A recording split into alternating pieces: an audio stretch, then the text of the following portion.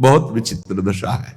भगवान बड़ी कृपा करते हैं जब सांसारिक प्यार में ठोकर दे, बड़ी कृपा होती है उनकी। जिनको थोड़ा भी धर्म का ज्ञान है तो उनका रास्ता प्रभु की तरफ खुल जाता है।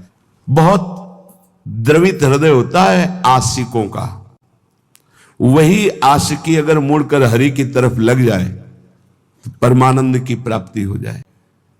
आसक्ति को मोड़ दिया जो पत्नी में है, पुत्र में है, मां में है, पिता में है, शरीर में, भोगों में, वैसी थोड़ा प्रभु में हो जाए, निहाल हो जाए जीव। कहते तुम जरा सोचो, सब बैठे हो, सोचो जरा कैसा तिरस्कार करते हैं काम क्रोध लोभ आदि। आप गिड़गिड़ाते हैं, आप चरणों में गिरते हैं और वो रौंदता है काम।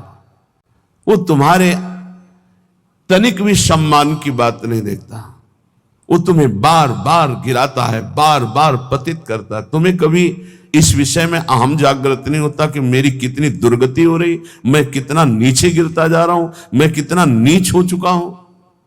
कभी इसमें अहम जागृत करो कि अय काम तूने बहुत परास्त किया, अब मर चाहे जाऊं तुझे स्वीकार नहीं करूंगा। एक बार करो तो भगवान का बल जागृत हो जाए। जहां अहंकार नहीं करना चाहिए वहां अहंकार करते हो। गुरुजनों से, पूज्य जनों से, शास्त्रवेत्ताओं से, भगवत प्रेमियों से यहां दैन्यता, यहां गिड़गिड़ाओ, यहां बार बार अपने अहंकार को गिराओ तो यहां मंगल हो जाएगा। लेकिन नहीं, यहां अहम दिखाओगे और वहां काम की गुलामी में गिड़गिड़ाओगे। वहां अपने अहम को जागृत करो तो तुम्हें वीर समझे कि अय काम अब तक बहुत परास्त किया, आज मैं भगवान के चरणों का आश्रय लेकर देखता हूं कि तू अब कैसे परास्त करता है। तू भी भगवान की शक्ति से युक्त है तो मैं भी भगवान का अंश हूं और उन्हीं की शक्ति से संपन्न हूं। देखता हूं तू मुझे कैसे परास्त करता है। यहां हम जागृत करो तो कुछ समझ में आवे। इन काम आदि दोषों ने कितना तिरस्कार किया है सखे, कभी तूने सोचा नहीं।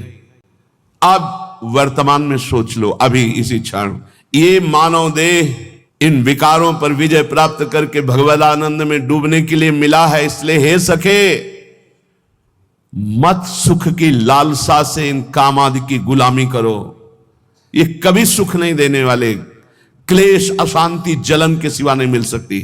लिख लो कागज में या दिमाग में लिख लो, भोगी पुरुष को केवल अशांति, क्लेश, हीनता, भय और असत विचार यही उसके बढ़ते चले जाते हैं। ये कभी अहंकार जागृत करो। हम कहते हैं जागृत करो, घमंड करो इस बात का कि हम प्रियाजू के हैं, हम प्रभु के हैं, अब तुम विकार मुझे कैसे परास्त कर। नहीं, गुरुजनों से आंख टेढ़ी करके देख सकते हो लेकिन विकारों से नहीं। ये आप अंदर देख लो, बैठे हो अपने सब, जैसा वो कहेंगे वैसे ही तुम्हें घुटने टेकने होंगे। वहां अहंकार तुम्हारा नहीं दिखाई देता। बहुत हुआ अब नहीं, कभी ऐसा नहीं सोचते हो। अगर सोचोगे भी तो एक ही धोबिया पछाड़ मारेगा, काम की मुंह भरा गिर जाओगे। अगर बचना है तो हरिनाम बल, राधा राधा राधा राधा और महापुरुषों के चरणों का आश्रय। अरे जागृत हो, तू अविनाशी का बच्चा है, तुझे कोई नहीं परास्त कर सकता। शरीर भाव में आने के कारण तेरी दुर्गति हो गई। उठ, अपने स्वरूप को जान। इसीलिए मानव देह मिली है। बहुत बड़ी वस्तु है ये वही पकड़ सकता है जिस पर श्री जी की हेतु की कृपा है। श्रीपाद कह रहे, काम क्रोध आदि पर विजय प्राप्त करने के लिए, समस्त भोगों पर विजय प्राप्त करने के लिए, समस्त दोषों का तिरस्कार पूर्वक त्याग करने के लिए क्या करो? कोई अंग न बकाया रहे, पूरे शरीर में वृंदावन की रज लगाओ। ये चिकनी चमड़ी रजोगुण पैदा करके भोगों में फंसाती। मान लीजिए हमारी प्रार्थना, जितना शरीर को सुकुमार करोगे, साबुन लगाओगे, चिकना करोगे, उतना ही मन गंदा होगा। लिख लो दिमाग में।